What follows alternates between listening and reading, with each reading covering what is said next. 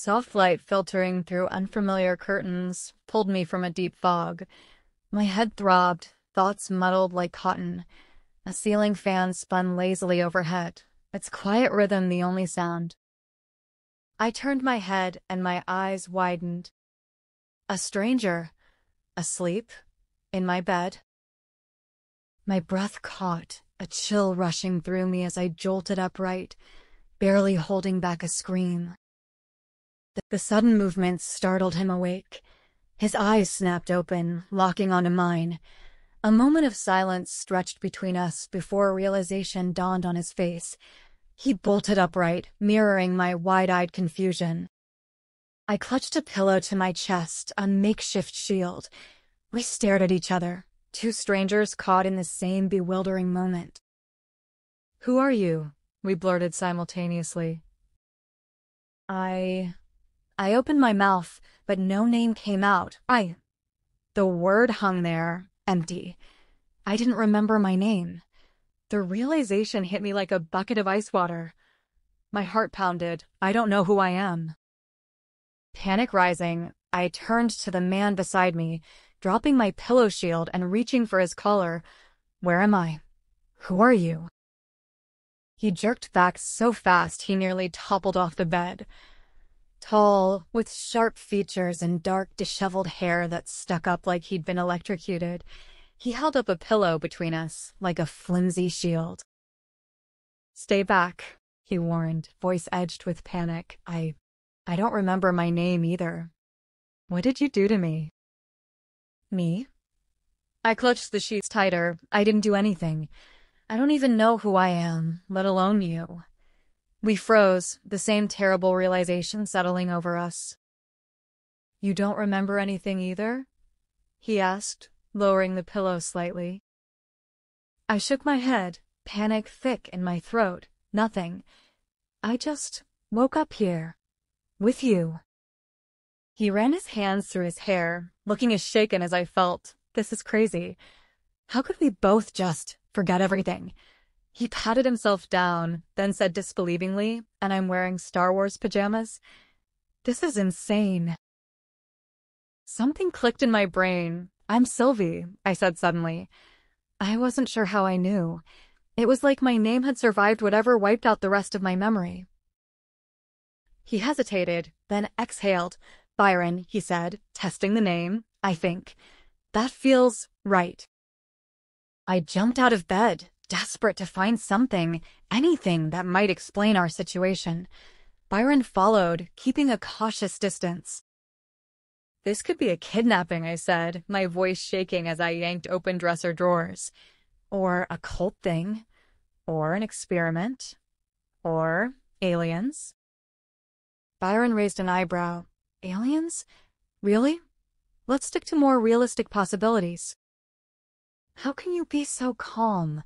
I demanded, tossing clothes onto the floor.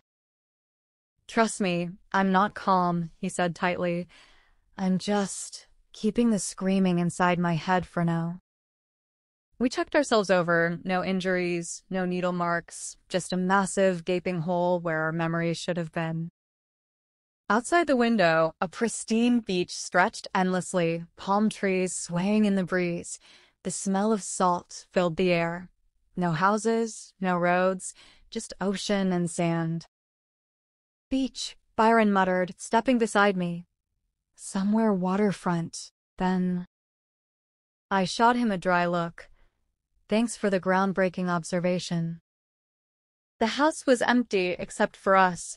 Sleek surfaces gleamed, modern furniture sat untouched. The kitchen sparkled with appliances, and the living room boasted a towering wall of books and an enormous television. As we searched, a strange synchronicity emerged. We moved in perfect harmony, as if we'd done this 100 times before. Odd, considering that we didn't even remember each other. We found a photo of ourselves, smiling together on a mountaintop. Despite the initial panic, a gut feeling told me he wouldn't harm me, an odd sensation that told me to trust. And now looking at the photo, I knew him well. That explained it. "Are we married?" Byron asked suddenly. I was surprised, then snorted. To you? Unlikely. That was rude to a stranger, but felt right. Like I should talk to him like that, joking. But as I looked at him, the furrow of his brow when he was deep in thought, I felt something stir. Familiarity? Attraction? Hard to say. Oh, thanks a lot, he muttered, but there was a flicker of amusement in his eyes. Hours of searching revealed little. A computer was password protected. No phone, no identification, but plenty of cash hidden in a shoebox under the bed. It's like someone deliberately erased our identities but made sure we had enough to get by, I mused. I started pacing, my mind racing. Maybe we're spies, I suggested dramatically. International agents on a secret mission, like James Bond. Byron raised an eyebrow. With amnesia? It could happen. I threw my arms up and promptly knocked over a delicate vase. Lunging to catch it, I tripped over the coffee table and crashed to the floor. The vase shattered beside me. Byron rushed over. Are you okay? Fine, I muttered, sprawled inelegantly among the ceramic shards. Seeing I wasn't hurt, he carefully helped me up. His hand lingered on mine a second longer than necessary. Well, he said dryly, I think we can safely rule out the highly coordinated secret agent theory. I shot him a glare, but the situation was so ridiculous that I burst out laughing. After a moment, he joined in, the tension between us easing slightly. We wolfed down a quick lunch and continued our investigation until nightfall. Hours of searching yielded frustratingly little. The sole interesting find was an old postcard tucked inside a book, a scenic beach view, postmarked August 2017, addressed to an apartment in a city. The garage revealed a promising lead, a boat with a key hanging neatly beside it. Back in the living room, we spread out our meager collection of clues. I grabbed a pen and started making a list. A photo showing we knew each other. A house stocked like we'd planned to stay. A boat ready to go. A pile of cash, but not a single ID. A locked computer. A postcard in 2017. Byron studied the list, his expression tight. This place is too prepared, he said, like we're on some kind of staged set. I nodded, feeling the same unease. This is getting weirder and weirder, I thought to myself. Okay, let's break this down. What do we actually want to know? I wrote down our burning questions. Who are we? Who erased our memories? Why would someone do this? How do we get our memories back? And, Byron added, where exactly are we? What's the purpose of this place? Who put us here? Whoever erased our memories, obviously, I said with more confidence than I felt. He raised an eyebrow. Not necessarily. Could be someone entirely different. The back and forth felt strangely familiar, like we'd argued like this 100 times before. Something about our dynamic sparked a sense of déjà vu. The computer, I said, pointing. We haven't really tried cracking it. Byron pulled the laptop closer. The password screen glared back at us, mocking our ignorance. Any brilliant ideas? He asked. I grinned. Let's try the classics. 1, 2, 3, 4, 5, 6, password. We tried every combination we could think of. Nothing worked. Maybe a date? I suggested, frustration creeping into my voice. There's gotta be a clue somewhere. Byron's lips twitched. What date? Try today. He turned to me, eyebrows raised, the ghost of a smile on his lips. It hit me a second too late. We don't even know what today is. Feeling stupid, I glanced around, desperate to move past the moment, when my eyes landed on the postcard. The postcard. I snatched it up. August 8th, 2017. Try it. His fingers typed 080817. The screen unlocked. Seriously? I laughed. That was the password? Either someone's terrible at security, Byron muttered, or they want us to find something. A chill ran down my spine. Or some psychopath kidnapped us, erased our memories, and is playing some twisted game. He rolled his eyes. You've definitely read too many thriller novels. Maybe you're a writer. That familiar feeling again, a whisper of something just beyond my grasp. I'm a scientist, my mind insisted. But was I? The computer files revealed almost nothing personal. Whoever had orchestrated this had been meticulous in covering their tracks. A folder caught Byron's attention. Inside was a map of several islands and a mainland city, Tri-River City. That's the city on the postcard, I said, comparing the two. We might be on one of these islands, Byron mused.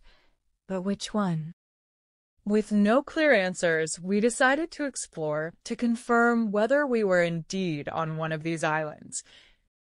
Using whatever we could find, we fashioned a makeshift compass from a paperclip, a refrigerator magnet, a wine cork, and a plastic bowl. After gathering supplies, we prepared to map the island the next day. We set out before sunrise, the first hints of dawn painting the sky in watercolor hues, soft pinks bleeding into deep purples edged with molten gold. The coastline at sunrise was nothing short of magical. Light shimmered on the water, turning the sea into a vast mirror. Mist curled along the rocky shore, cloaking the landscape in an ethereal hush. The salty scent of the ocean filled the air, while the rhythmic crash of waves echoed against the rocks. Walking side by side, Byron's hand occasionally brushed mine. For a fleeting moment, it felt like we were the only two people in the world, our forgotten past momentarily eclipsed by the quiet intimacy of the morning. It's beautiful, I whispered, unwilling to disturb the fragile stillness. Yet, as we moved, a strange familiarity settled over me. It felt like we had walked this path 100 times before. The coastline was treacherous, uneven rocks, narrow trails, slick seaweed. When my foot slipped, Byron caught me, his grip firm and steady. I got you, he murmured, his hand lingering just a second too long. A quiet current passed between us. Comfortable. Familiar. The island was small, but circling it still took most of the day. As the sun dipped low, casting the sky in shades of orange and gold, we found a rocky ledge and sat side by side, shoulders touching. I don't remember you, Byron said softly, but this feels... right? I finished. Our movements were effortless. Almost telepathic. He'd start a thought. I'd complete it. I'd reach for something. He'd already be handing it to me. It was seamless, like second nature. Dinner became a synchronized dance. Byron took charge of cooking, his hands moving with practiced ease, chopping vegetables and stirring pots. The smell of garlic and herbs filled the air. When our fingers brushed reaching for a spatula, a spark of something unspoken passed between us. The kitchen felt suddenly smaller, charged with an unfamiliar tension. Sorry, we mumbled at the same time, then laughed. His cooking was unexpectedly excellent. Sitting down to a proper meal felt like a victory, a small moment of normalcy in the midst of our uncertainty. That evening, we compared our hand-drawn map to the digital one. The island had a name, Raven's Rest. From there, the plan came together easily. Take the boat to the mainland, find the address on the postcard, and hope it led to answers. The boat was ready. The address awaited. Answers were within reach. The mainland was less than an hour away by boat. We docked at a small marina, the salty breeze carrying a strange sense of familiarity. Narrow streets wound between colorful buildings, the hum of life pressing in around us. Anything feel familiar? I asked, trying to ignore the unease of being surrounded by strangers when we didn't even know ourselves. Before Byron could answer, a wave of tourists surged past, pushing us closer together. His hand hovered near the small of my back, not quite touching, but close enough to steady me. "This way," he murmured, nodding toward a quieter side street. We had barely turned the corner when a cyclist sped by, missing me by inches. Byron reacted instantly, catching me and pulling me against him. My hands gripped his arms on instinct, steadying myself. "You okay?" His voice was low, steady. He didn't let go right away. I looked up, suddenly aware of how close we were, of the flecks of gold in his eyes I hadn't noticed before. "Yeah," I said. "Thanks." Neither of us moved for a beat too long. His hands remained on my waist, warm and steady. A car horn blared nearby, breaking the moment. We stepped apart, but something between us had shifted. Then my stomach growled loudly. "Food first, detective, work second," I declared. We wandered until we found a small restaurant with blue awnings and potted plants lining the entrance. A waitress greeted us with a warm smile and led us to a table without offering menus. "She knows us," Byron murmured as she walked away. "Or maybe they just seat people first, then bring menus," I suggested. But a few minutes later, the waitress returned with 2 plates, seafood pasta for Byron, a spicy curry for me. We hadn't ordered. "Excuse me," I said, catching her attention. "We didn't order yet." She gave me a puzzled look. "Tuesday, isn't it? You always have the curry on Tuesdays, and Dr. Evans always gets the fruity de mer." Byron and I exchanged startled glances. "We're regulars here?" he asked carefully. "Every Tuesday for the past 2 years," she confirmed, now looking concerned. "Is everything all right?" "Just testing your memory," I said with a nervous laugh. "You passed." She chuckled, but still seemed unconvinced as she moved to another table. I leaned in, heart pounding. "We live here," I whispered. "In this town. We have routines, habits." Byron took a bite of his pasta, his expression shifting. "And excellent taste in restaurants," he said. After lunch, we set out to find the address on the postcard. It wasn't far. When we arrived, we found the apartment building's entrance locked. With no way in, we decided to wait for someone to come out and slip inside. It didn't take long. The elevator dinged, and a slim Spanish man stepped out. "Sylvie! Byron!" he called, waving enthusiastically. His accent carried a soft Spanish lilt. "Where have you two been hiding? I haven't seen you in days." We exchanged glances before cautiously stepping forward. Hey, you," I said, far too lamely. His eyebrows shot up as he took in our blank expressions. Then, with a dramatic gasp, he said, "You did it again, didn't you?" "Did what again?" Byron asked warily. "Messed up your memories," the man replied, twirling a finger near his temple. Then he burst into laughter. "It's Miguel, your neighbor and favorite home cook, the guy who makes the paella you'd kill for. You two are absolutely nuts." "Right, Miguel," Byron said, forcing enthusiasm. "We've been busy." "I think he looks nuts," I said, nodding toward Byron. "I, on the other hand, am perfectly normal." Miguel laughed even harder. "That's rich coming from you, Sylvie. You're usually the one who suggests this memory-erasing madness in the first place." "What?" I turned to Byron accusingly, as if this were somehow his fault. Miguel wiped tears of laughter from his eyes. "So, did you two finally stop fighting long enough to take a vacation?" "Fighting?" I echoed. Miguel nodded. "You never stop. Always bickering, always competing. But I always tell everyone, That's just how you show love, right? I sneaked a glance at Byron, who looked as startled as I felt. So we were known for fighting and for experimenting with our own memories. Miguel, Byron said carefully, "How much do you know about what we do?" Miguel smirked. "Enough to know I shouldn't know anything," he said with a wink. "You scientists and your confidentiality agreements. All I know is sometimes you show up acting like strangers, and it's the funniest thing I've ever seen." I forced a smile. "Well, we should probably get going." "Don't be strangers," Miguel called after us. "Well, more than you already are to yourselves." His laughter followed us down the street. The adventure was just beginning, and we had no idea how deep the rabbit hole would go. "So, we live here, and we're scientists who experiment on memories," I said, trying to piece it together.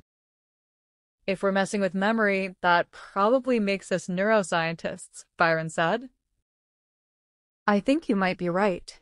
Those books in the island house are mostly about neuroscience," I replied. "There should be clues in that apartment about our work." A thought was forming. I glanced at Byron, holding on to the idea. "Let's try other ways first," I suggested. "If we don't find any other clues, then we'll figure out how to get inside." Byron smirked. "Right. And since we don't have our keys, you're saying we should break in?"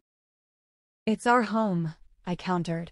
"How is getting back into our own place considered breaking in?" As we walked through town, more pieces fell into place. A woman greeted me like I was her yoga student. A man nodded at Byron, mentioning something about those lab results. "Everyone seems to know us," I said slowly, "but no one finds it weird that we don't remember them." "Maybe because we're acting like we do?" Byron hesitated. "Or maybe memory loss isn't that unusual for us." A bad feeling crept over me. It felt like we were the town's infamous crazy scientist couple. No, a crazy scientist and his normal wife. I corrected my thought. As the street lamps flickered on, Byron exhaled. "We should find somewhere to stay for the night. Pick this up again tomorrow." We found a small hotel, but of course there was only one room available.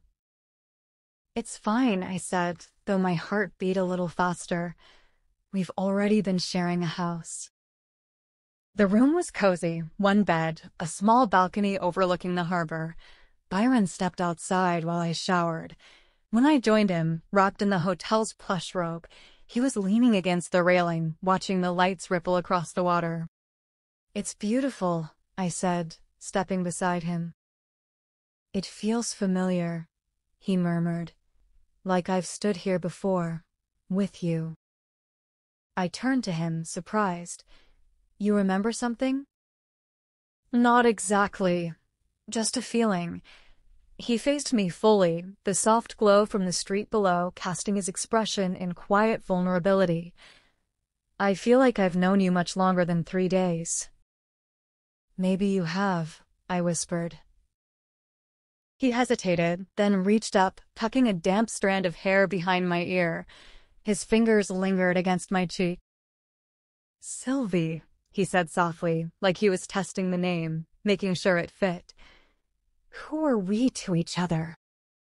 Instead of answering, I closed the distance between us. Our lips met, tentative at first, then with growing certainty. His arms encircled me, pulling me close. It felt like coming home to a place I'd never been. When we finally broke apart, breathless, he rested his forehead against mine. "I think," he murmured, "that answers my question." The next morning, we continued our search through the city, walking side by side, our shoulders occasionally brushing. Unlike yesterday's awkwardness, today the contact felt natural, welcome. Without really thinking about it, I reached for his hand. His fingers intertwined with mine, fitting perfectly. "Is this weird?" I asked. "Falling for someone when you don't even know who you are? Who they are?" Byron considered this, his thumb tracing slow circles on the back of my hand. Maybe it's more real this way. No preconceptions, no baggage, just connection. I squeezed his hand. Well, when you put it like that. Without warning, Byron yanked me into a shadowed doorway. His hands cradled my face with surprising tenderness before his lips crashed against mine. Every nerve in my body sparked to life as I fisted his shirt in both hands. When we finally parted, he smirked. "Sorry," he said, not looking sorry at all. "I've been wanting to do that again since last night." I laughed, straightening his collar. "No complaints here." A passerby smiled as she walked past. "You two are adorable." "Apparently, we make a cute couple," I said. "Even without knowing who we are," Byron agreed, lacing his fingers through mine as we stepped back onto the sidewalk. And then we saw them, 3 people in lab coats watching us from across the street. The moment they realized we'd spotted them, they ducked into a building. Neuronova Labs. "Our colleagues?" Byron guessed. "Only one way to find out," I said. We followed them to a nondescript building marked with the same name. Inside, the receptionist looked up in surprise. "Doctors, we weren't expecting you today." "Just checking in," I improvised. The halls felt oddly familiar. My fingers knew which buttons to press in the elevator before my brain did. We passed a wall lined with photographs, conference presentations, award ceremonies, each featuring us. "We're not just employees," Byron murmured, examining a plaque. "We founded this place." Before we could process that, a woman with bright red hair cornered us in the break room, arms crossed. "So," she asked, eyes gleaming with curiosity, "how's the experiment going?" "Experiment?" Byron echoed. She rolled her eyes. "Oh, come on. Don't play dumb. The memory wipe? The bet? Ring any bells?" We stared at her. "Wow," she said, shaking her head. "You really did it properly, huh?" She lowered her voice. "Look, I wasn't supposed to tell you anything until you found this place. Those were your explicit instructions." She sighed. "I'm Alex, your research partner. Now that you're here, I can answer certain questions." "Alex," I repeated, trying to force the name into something familiar. It didn't fit. Reluctantly, she explained. "We had been testing our own technology, a targeted memory erasure system designed for PTSD patients." "You two had this ridiculous argument," she said, "about whether people who are meant to be together would find each other again, even without their memories." I stared at her. "And our solution was to test it on ourselves?" "You're both the most stubborn, competitive people I've ever met," Alex confirmed. "You set a 2-week timeline. If you fall in love again and say the trigger phrase, your memories return instantly. Game over." She paused. "Otherwise, we restore your memories at the end of your vacation leave, 2 weeks. That way, it's a draw. No winners, no losers."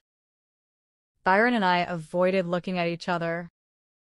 "What's the trigger phrase?" Byron asked. Alex laughed. "Nice try. That would be cheating."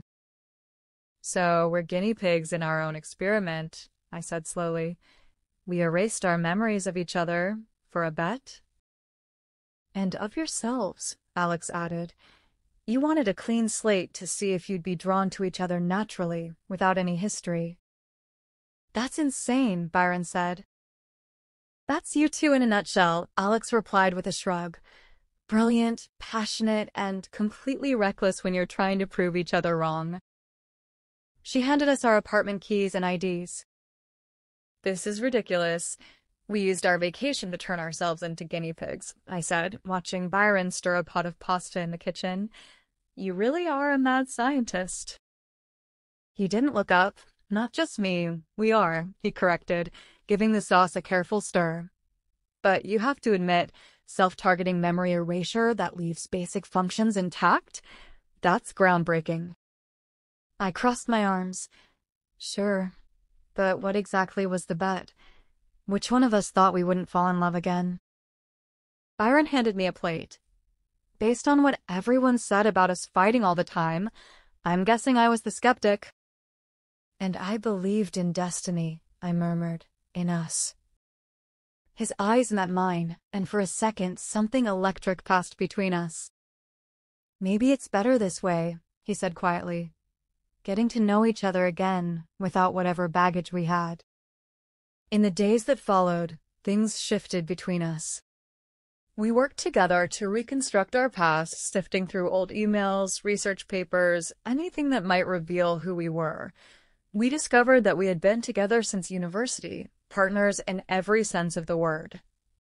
We were brilliant together, I said one evening, reading through a paper we co-wrote on neural pathway reconstruction. Are brilliant, Byron corrected. He was standing close, too close. I could smell the faint trace of his soap, feel the warmth of him beside me. 4 days before the deadline, we got trapped in an elevator at Neuronova Labs.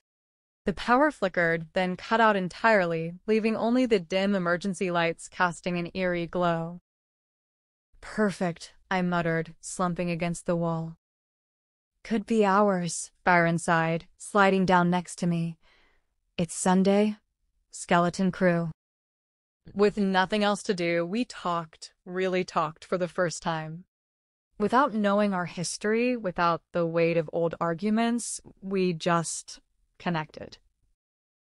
He told me what he'd figured out about himself over the past week. I shared my own discoveries. We laughed a lot. And then, somewhere between shared confessions and easy silence, he kissed me. It felt like the most natural thing in the world. By the time they rescued us 3 hours later, everything had changed. The rest of our experiment passed in a blur. During the day, we worked in the lab, piecing together our research. At night, we rediscovered each other. It felt new and familiar all at once, like déjà vu. I think I loved you before, I murmured, tracing the outline of his face in the darkness. Byron caught my hand, his voice soft. I think I never stopped. The night before our 2 weeks were up, we laid everything out. So if I say the trigger phrase, we get our memories back instantly, I summarized. And if you were right, that we'd fall in love again, then I have to do all the chores for a year and obey your every command for 6 months, Byron added with a grimace.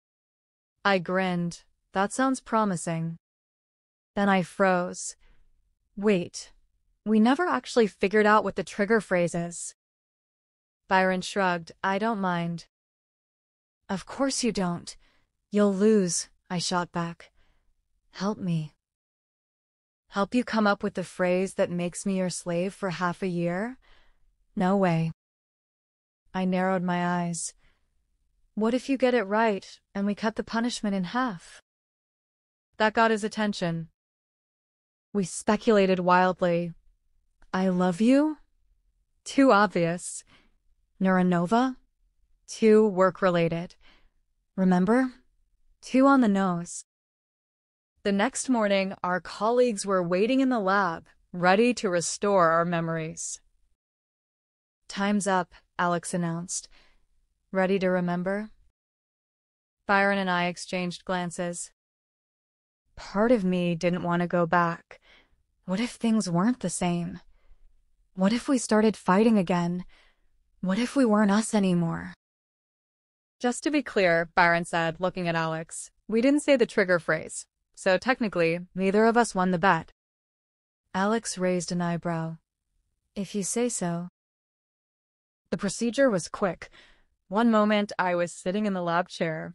The next, everything flooded back. Our first meeting, our research breakthroughs, the highs and lows of our relationship, the endless competition, the passionate reconciliations, the stupid argument that started all of this.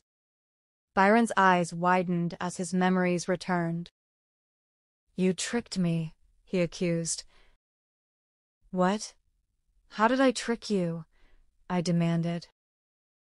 You knew we'd fall in love again. That's why you suggested this whole experiment. Well, duh. I threw up my hands.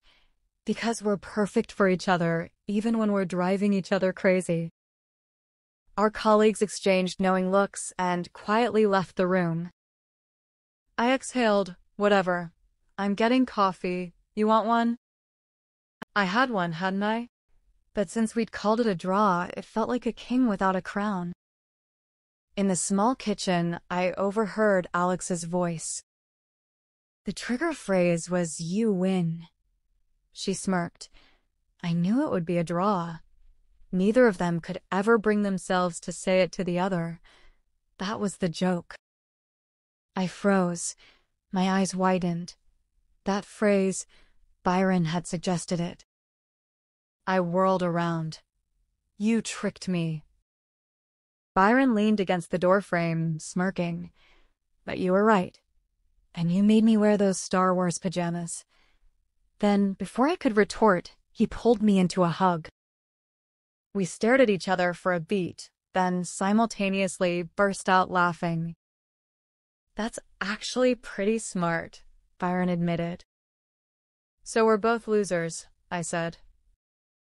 Or both winners. He pulled me closer. I think I can live with that. I smiled against his lips. You're still doing the dishes for a year. We'll negotiate, he murmured, then kissed me again. Some things never changed, memory wiped or not.